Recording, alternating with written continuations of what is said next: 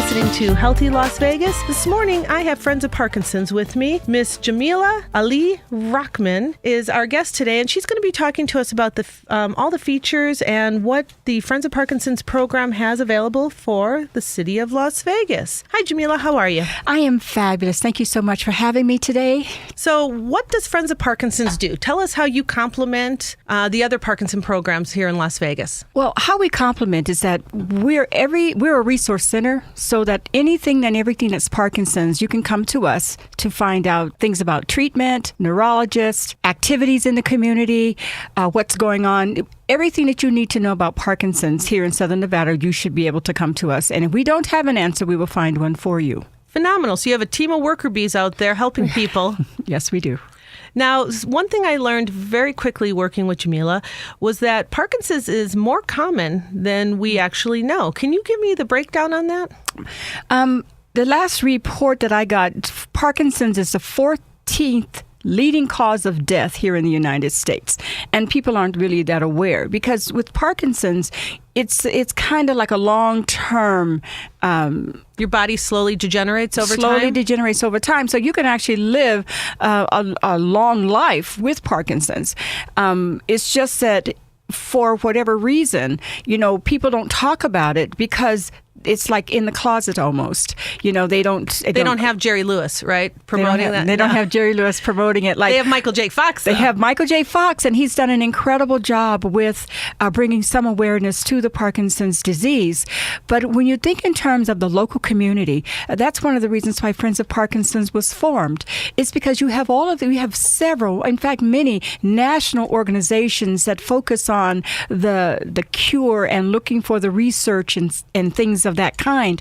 What we look for are helping the local community live well with Parkinson's right now, today, to make sure that they have the best possible life right now. And that's really important, because we can always think long-term, and long-term is very important to finding cures and to having research and development done. But that doesn't help us get out of bed today. No, it does not.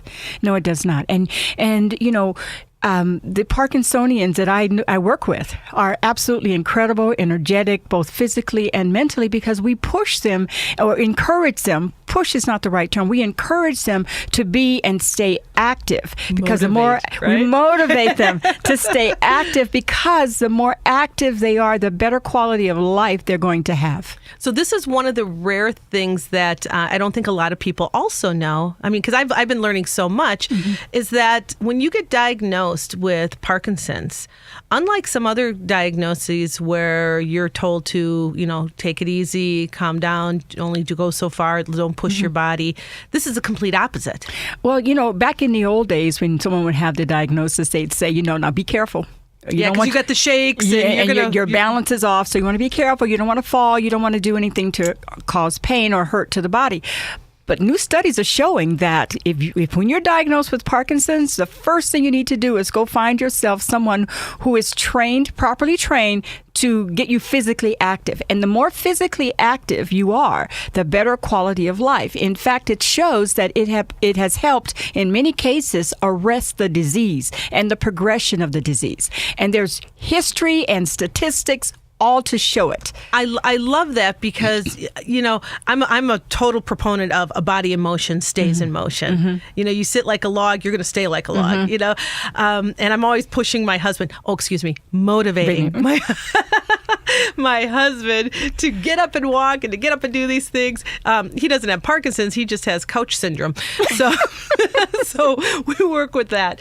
But this is really important, because there are facilities here in Las Vegas, aren't there? There are facilities. So tell us some of them. Well, there's Dopamind, which is run by a phenomenal young lady, Miss Schlosinger. I never say her name correctly, so Darby, please forgive me. Darby Schlosinger at Dopamind. And Dopamind, and they teach boxing to the Parkinson's community. And then there's also the Richard Steele Foundation, and they also teach boxing to many of the Parkinsonians here in Southern Nevada. Now, they have different programs, but they're both very, very, very effective. And we also have access to a few programs through UNLV that have been run by them that, they did a boot camp. Oh, wow. They did a boot camp with Parkinsonians, and It was an 8-week program where they showed that the more intense the exercise, like boxing or anything that's going to push the body beyond what it's capable, what you think it's capable of doing, your body responds in very, very positive ways. See, now I think boot camp is code for we are going to kill you with a smile. We are going to make you regret you came into the gym today. But you're saying, no, this is good. It is very good. In fact, in one of our support groups, there was a young lady who, when I say young lady, she was she looked like she looked very young to have Parkinson's disease, but she went through the boot camp and she said, "Oh my God, I have never felt better." And, wow. Yes. And so when you think about that, that's very powerful to me because she's a testimony of the fact that physical activity and physical exercise keeps the body young. And even if you don't have Parkinson's, you need to move. Right. You need to keep the body moving. Exactly. So all you couch potatoes out there, this is probably the 7th radio show we've done. And I don't think any one of our radio shows that we've done said sit down on the couch and relax. I don't think any one of them did the proponent that the thumb muscle for the remote control is going to bust a sweat. I'm pretty sure every one of them we've discussed said get up and do something, right? Absolutely. Absolutely. So here we are again, people. I know it's my mantra, but yes, please. Just move. And in the case of the Parkinsonians, so what? You have the shakes. And it's probably it affects probably those around you more than it's probably the sense of, oh my gosh, he's moving again. But the fact is that as long as you are moving, the muscles and the brain are engaged and they're active. And that's a good, very, very positive thing. Those dopamines in the brains help a lot of things, don't they? They help a lot of things. And so, once the dopamine is depleted, my understanding, I'm not a scientist nor a clinician, but you don't... Me neither, but let's pretend. Okay. And, my understanding is that you cannot get the dopamine back to the levels, but you can actually encourage the body to help produce more, or create new neural pathways so that the body functions differently and still be effective. There's a book called The Brain That Retrains Itself, and it's an interesting book, and it's based on, I guess, some of the principles of it's called functional neurology, where it talks about how the brain can actually retrain itself to do things in a different way. So it may, instead of going left, it may have to, it may go right in order to accomplish the task, but it can be retrained to function in a way that is beneficial to the body. So my beautiful audience out there, think about what we retrain our brains to do every day, right? Yes. We're constantly trying to be better, more efficient. Our brain is what helps us quit smoking. We train it to quit smoking, right? It learns new habits. Yes. And so, if you think in terms of everything that we do, and we do by rote and habit, it's like when you first started learning how to tie your shoe. If you have on a tennis shoe, you don't even think about it anymore. You just do it because it has become a habit. It's just a reflex. So if we can retrain, if you can be trained to tie your shoe, you can also retrain the brain to do something very, very different, And I have a case where I worked with my mother who had a stroke, and she was paralyzed on her left side. And the physical therapist told me, just keep lifting her right arm, just keep lifting it, and said she may never gain the full range of motion, right, but just to hopefully one day she can move her arm, because she couldn't even move her arm at first, and she was able to move her arm. She could only lift it a few inches, but that was monumental in comparison to years ago that you would be sedentary in a wheelchair forever because they just left you there. Maybe they didn't know what we know today. And so now to move the body and help the brain retrain is very, very crucial in further development, I believe, in some of the new... Modern medicine that we know today is, 100, 150 years old? It's very modern. It's not that old. And so, but I love the fact that a lot of integrated medicine is also being pulled into this. So it's a lot of integrative medicine. And there are a lot of the Parkinsonians who are looking for lack of a better word, the holistic approach to treatment. Right. There's no problem with prescriptions. There's no problem with exercise, but there's also the full whole body of the person, because there's an emotional component as well. And the person has to truly, that part of the person has to be truly dealt with, because if you're not handling the emotional level of the person. Sometimes there's a depression and the denials and all the other things that they go through. Sometimes I would imagine anybody who gets diagnosed is going to immediately have a stress level and a depression level. Right. Because nobody wants to be told that A, they're getting older, and I can attest to that every day. Absolutely. Or B, that there's something wrong with them, or, or identify something that is so kind of unknown. It's still a mystery out there. Anything we use our brain, and all neurological things are still a mystery. It's not a broken bone that you can set. Right. Or even diabetes that if I eat well and exercise, I can get it under control. This is still a big mystery about why we get it. And and why it's coming younger and younger, isn't it? There's so many questions. In fact, there was an article I was reading says, who gets Parkinson's? And the things that I look at is, in the article it talked about who gets Parkinson's. We all can get Parkinson's. There are some genetic components that if you have a parent or what's called a first-degree relative that has Parkinson's, you have a 4 in 9 chance. A 4 in 9 chance? Of getting Parkinson's. Aunts, uncle, parents. Yeah, you have a 4 cousins? in 9. No, that's not just aunts, uncles. No, someone first degree. Yeah, you have a 4 in 9 chance of also getting it. You know, so which is kind of high, and that's fairly. My understanding that's fairly recent because before they were saying there was no known genetic component to Parkinson's. But they found a recessive. They found a recessive component, and the other part is the environment. There's some environmental conditions that, if in the right place, can also have an effect on whether or not someone gets Parkinson's. Like what? There was part of the article talked about Agent Orange from Vietnam and how that is a very strong component. And there's a lot of different kinds of things that relate to Parkinsonism that has been attributed to the Agent Orange. So there's our veteran population has many, many, many Parkinson's cases. Oh, okay. So we're seeing a kind of a population blow up in that area, especially from Vietnam. So those are our baby boomers. Yes, it is. Those are 60, 60 and up. Yes. And that's important because that's going to affect a lot of what's going on with our health insurance and our providers and neurology capabilities and being able to get into your doctor. That's exactly right. And and it's really interesting because we want to reach all those that what I call that are kind of like on the outside.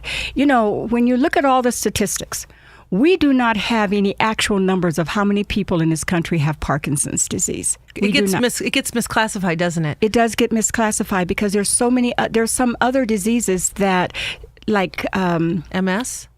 No, not MS so much, but there are diseases that have very similar initial characteristics, and without having an actual diagnosis, and some are misdiagnosed as Parkinson's that may or may not be Parkinson's. And so, it's really important that the first thing, if you have any idea that you may have something similar, you need to see a neurologist. Well, let's take this time right now and go over some of the early warning signs. Okay. Early warning signs could be something as stilted walk, shuffling kind of in your walk, a tremor, one side of the body moving, and the other not. If you're walking and one arm is swinging and the other is not, that's a sign. Maybe sometimes, and the voice gets softer, the handwriting changes. There are small, subtle changes that take place in the body and mind over time. And we may dismiss it as just something, I'm just getting older. I'm getting a little clumsy. I'm off balance. There are things that... I have excuses for my clumsiness. Okay. So we kind of dismiss it. Right. But it could be something that's very important to your health and well-being for long term. So let's think about this. If you think you're talking in a normal tone of voice and people are saying, what? And they can't hear you because you're actually articulating much softer. Mm-hmm. That should be an alert. That should be an alert. Yeah. We kind of take our bodies for granted. And I'm going to take an aside. We tend to take things for granted. We may think, oh, Jamillah, you're speaking just a little bit softer right now. And okay, and I'm constantly trying to yell, and I'm yelling, but it's really not coming out. So I'll dismiss that, oh, I'm just, whatever. Or I may not have the balance I used to have. I can't stand on one foot for long periods of time, or my stepping is a little bit, different than what it used to be. And, I'm not as young as I used to be, and I'm not as old as I hope to get. So, the fact is that we need to be very aware of the changes that are taking place in our bodies immediately as well as for the long term. So if they have a question, what number can they call? If you have a question, you can call us at Friends of Parkinson, 702-381-4141. Can you say that one more time? Sure, it's 702-381-4141. Can people walk in if Absolutely. they want to see you? Yes, our office at 2400 North Tenaya Way. And there's a young lady at the desk, and just tell her you're there to see Friends of Parkinson's, and, and we'll come out and get you. And it's 2400 North Tenaya on the northeast corner of Tenaya and Smoke Ranch. Okay. It's a wonderful location, and we're kind of proud of our work. We're a new organization. We're about 7 months old. But you've done ridiculous amounts of things in 7 months. We have done, crazy amount of interaction and community outreach in 7 months. Absolutely we have. Absolutely we have, because we believe in this community and we love this community. And one of our main thrusts in this community is we give where we live. We live here. Friends of Parkinson's wants to give as much as we can back to this community. We have a large population of Parkinson's patients here, and people with Parkinson's, about 30 to 40,000 people. That's amazing. 30 to 40,000 people. That's best guess. That's best guesstimate. And so with that in mind, we're just one organization. We can there could be more organizations to help service this community, because, everybody deals with, a lot of different things. But I just believe that the Parkinson's community is underserved here. Well, we have national programs, but the national programs are looking at things on a national level. Right. And Friends of Parkinson's, we deal local and local only. And so all the fundraising we do, all the energy we expend stays here. So a couple of the programs, Jamillah's being kind of shy about this, so I'm just going to shout it out and tell her. We had this funny bunny race over Easter that was phenomenal. And that's how I really got introduced to Friends of Parkinson's, was through the funny bunny race, seeing these amazing people do a 5K in a park on a beautiful spring morning. Right. Great people out there with a DJ and other vendors and booths. And our clinic, First Person Care Clinic, was out there actually, doing blood pressure and screening checks and things like that. And the gentleman who took first place but graciously handed it over to a younger man was a Parkinson's Dr. patient. Marcus Cranston. He's a phenomenal athlete with Parkinson's. Phenomenal athlete. He's a phenomenal athlete, and he has Parkinson's. And he has a belief that staying active has helped him with his Parkinson's. And there are several others that were there that had Parkinson's that are incredible athletes. In fact, there are two things that are coming up that I want to talk about. And one is our medical symposium, which is August 15th. And then we have the... Wait. Before we go on to the second one, let's talk a little bit about the medical symposium. The medical symposium is it's integrated, right? You have the pharmaceutical companies and the integrated medicine. Absolutely, we do. East meets West. Absolutely. Your body's holistically talked about. And we're going to talk about everything. And we want the Parkinson's community and those who know someone with Parkinson's to come out and be there. It's a free event, and we're going to even give you lunch. And free event with food? Yes. Where are we locating this? Where is this located? It's going to be at the United Healthcare Building at 2716 North Tenaya Way. Okay. And it's in the Anthony Marlin Auditorium. Okay. And do we know when this is? Do we have dates? It's August 16th at 9 o'clock in the morning. So August 16th, 9 o'clock in the morning, United Way Building on Tenaya. United Healthcare. Or United Healthcare. Sorry about that. United Healthcare on North Tenaya, 2716 North Tenaya Way. It's going to be an incredible day, and we want you to come with lots of questions, because there's going to be lots of information given out about the new treatments, the new modalities, the physical therapy treatments, everything that you could ever possibly want to know about Parkinson's. And there's a lot of hope There's a lot of hope. A lot of hope being discussed. There's a lot of hope being discussed. It's not a death sentence. I don't mean to sound harsh, but it's not a death sentence. Michael J. Fox is a testament that you can absolutely live well with Parkinson's. And that's our belief, too, is that you can live well with Parkinson's. Dr. Mark Cranston is a prime example of living well with Parkinson's. Quality of life is the most important thing. Yes, exactly right. No matter whether you have Parkinson's or not, your quality of life it is important. So tell me about the next event then. The next event is August 16th. And that's the same day? August 16th. It's the next day. Okay, so the medical is on the 15th? Right. Okay, the medical's on the 15th. And the Tour de Fox is on the 16th. And the Tour de Fox is to bring some awareness to the Parkinson's community. We are part of an organizing body that's working with the Michael J. Fox Foundation. The gentleman's name is Sam Fox, and he's an extreme athlete.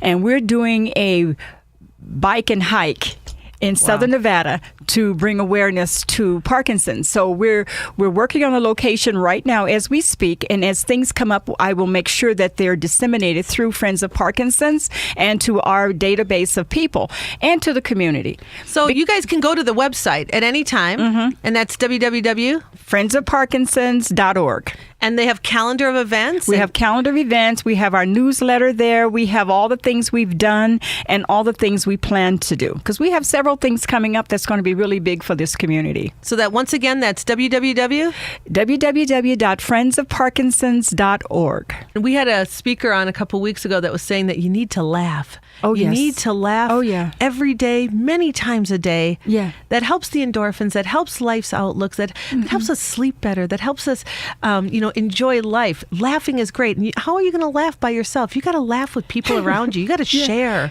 So you got to have a sense of humor. Yeah. And you really have to have a sense of humor. And even through the problems or the challenges of Parkinson's, you have to maintain a sense of humor. Now, my audience out there, please understand that you're not too young to have these symptoms. Yeah. So don't overlook them if you're younger. Right.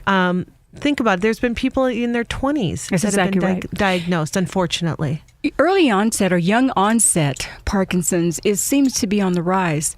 And there are several beliefs about that. One is that with our new technology, we're able to actually find the issues earlier. That's one way. That's a positive view. That's a positive view. And the other is that because of our environmental conditions and things that are happening in our environment, etc., we're actually getting Parkinson's and such related diseases earlier, including not just Parkinson's, but there are others as well. But specifically in relating to Parkinson's, 20s, 30s, it's not the unusual anymore. It's becoming more the norm, the 20s, 30s, and 40s. And that, to me, is a travesty.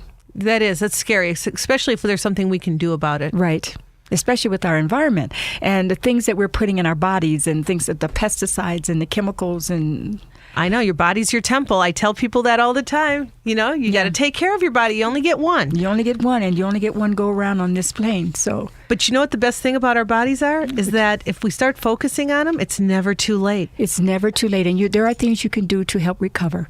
And even with Parkinson's, even once you're diagnosed, I can't iterate enough that if you get moving and get active and do things and get out and test the body, go to some of the classes. I think they will give you a free class or bring you in and let you at least test drive it for a day or so. So you have to see whether or not you can do this. And then there's other classes. Well, you don't have to box. You could run. You could run, or you can bike. You can bike, you can run. And in fact, there's a dance and laughing yoga class. There's classes. There's actually if I'm yogaing, everybody's going to be laughing. Yeah. So there's so many other things that we can do. We have resources where it's not just the boxing or the biking or the hiking. You can do light things, yoga. That have laughing yoga. There's stretching classes. Okay, so there are many things you can do in order to make a difference for yourself. You can tell more. I love these ideas. I'm just letting you know we're down to a minute. So. Okay, and that's fine. But and so we have resources. So if you are interested in classes for exercise, Tai Chi. that's a wonderful class because it's both hemispheres of the brain. You can do Tai Chi, etc. So if you're interested in any of the exercise or boxing, please don't hesitate to call us at the office, 702-381-4141. Excellent. Jamillah, this has been very informative and wonderful, and I appreciate you coming into the studio and talking to us today. This is Tina Drago with KDON, 720 AM, Healthy Las Vegas. Thank you for listening.